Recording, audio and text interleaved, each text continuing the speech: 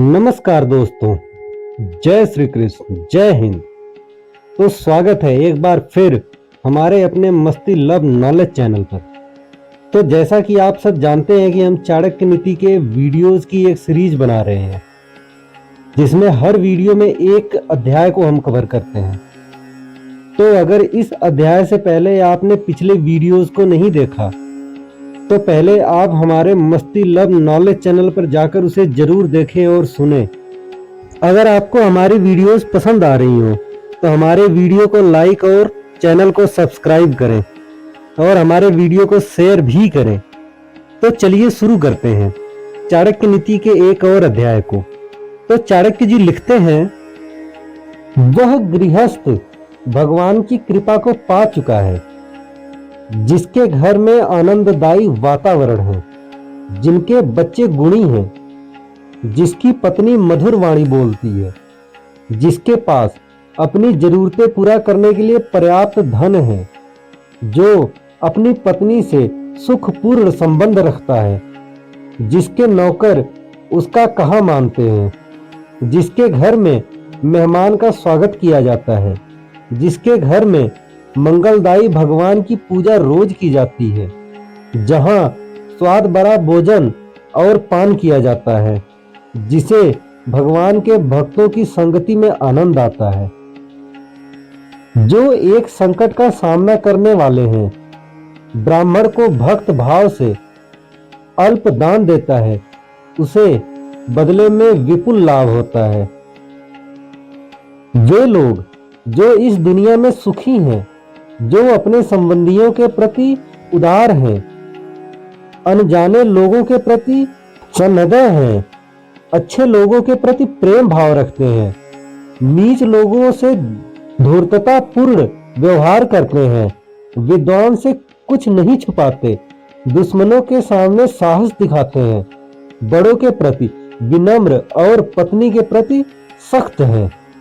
अरे लोमड़ी, उस व्यक्ति के शरीर को तुरंत छोड़ दे जिसके हाथों ने कोई दान नहीं दिया, जिसके कानों ने कोई विद्या ग्रहण नहीं की, जिसके आंखों ने भगवान का सच्चा भक्त नहीं देखा, जिसके पांव कभी तीर्थ क्षेत्रों में नहीं गए, जिसने अधर्म के मार्ग से कमाए हुए धन से अपना पेट भरा और जिसने बिना मतलब ही अपना सर ऊंचा उठा रखा है।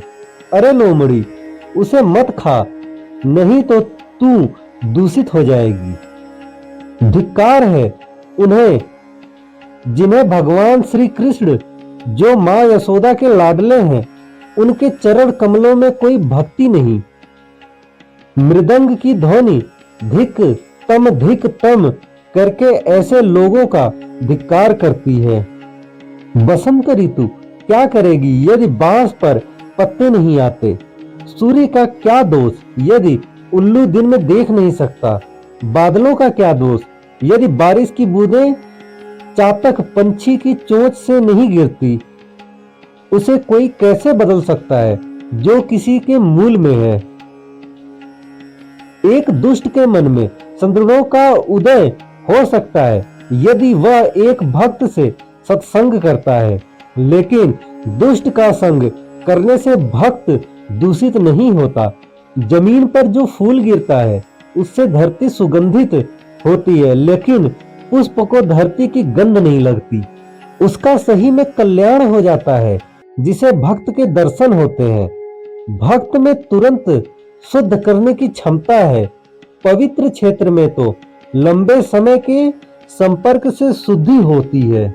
एक अजनबी ने एक ब्राह्मण से पूछा, बताइए इस शहर में महान क्या है? ब्राह्मण ने जवाब दिया कि खजूर के पेड़ का समूह महान है। अजनबी ने सवाल किया कि यहाँ दानी कौन है? जवाब मिला कि वह धोबी जो सुबह कपड़े ले जाता है और शाम को लौटाता है। प्रश्न हुआ, यहाँ सबसे काबिल कौन है? जवाब मिला, यहाँ हर कोई दूसरे का द्रव्य और दारा हरण करने में काबिल है। प्रश्न हुआ कि आप ऐसे जगह रह कैसे लेते हो? जवाब मिला कि जैसे एक कीड़ा एक दुर्गंध युक्त जगह पर रहता है।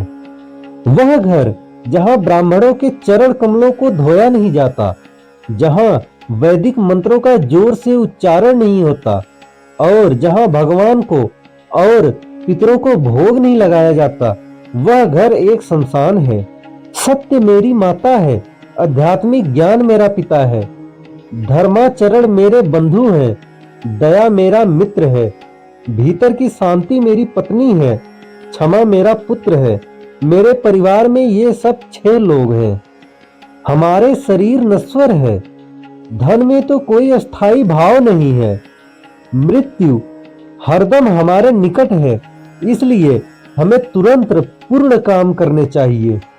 ब्राह्मणों को स्वादिष्ट भोजन में आनंद आता है, गायों को ताजी कोमल घास खाने में, पत्नी को पति की सान्निध्य में, क्षत्रियों को युद्ध में आनंद आता है।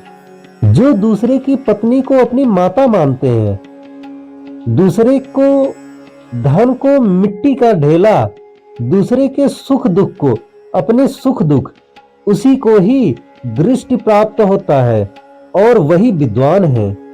भगवान राम में ये सब गुण है। संद्रुणों से प्रीति, मीठे वचन, दान देने की तीव्र इच्छा शक्ति, मित्रों के साथ कपट रहित व्यवहार, गुरु की उपस्थिति में विनम्रता, मन की गहरी शांति, शुद्ध आचरण, गुणों की परख, शास्त्र के ज्ञान की अनुभूति, रूप की सुंदरता, भगवत भक्ति।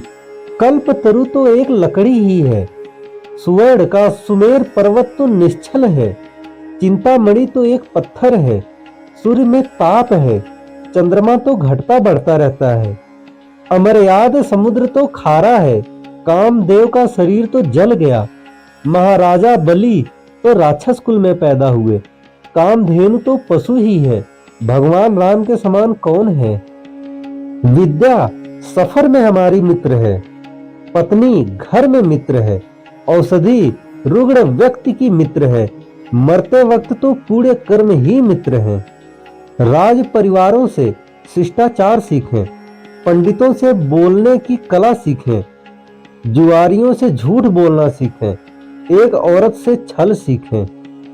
बिना सोचे समझे खर्च करने वाला, नटखट बच्चा जिसे अपने घर नहीं, झगड़े पर आमदा आदमी, अपनी पत्नी को दुर्लक्षित करने वाला, जो अपने आचरण पर ध्यान नहीं देता, ये सब लोग जल्द ही बर्बाद हो जाते हैं।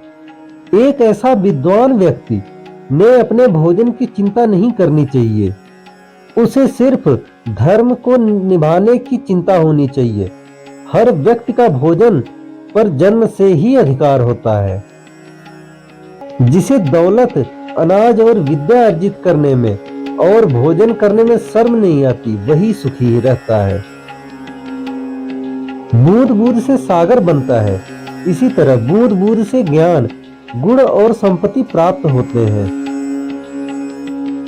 जो व्यक्ति अपने बुढ़ापे में भी मूर्ख है, वह सचमुच ही मूर्ख है। उसी प्रकार जिस प्रकार इंद्र वरुण का फल कितना भी पके मीठा नहीं होता। तो इस भाग में हमने चाणक्य नीति के एक और अध्याय को कवर किया। मैं आशा करता हूं कि आपको हमारी यह कोशिश अच्छी लगी होगी, और अगर आप लोग किसी और विषय पे वीडियो चाहते हो तो आप हमें कमेंट में सुझाव जरूर दें। हम कोशिश करेंगे कि उन विषयों को कवर करें।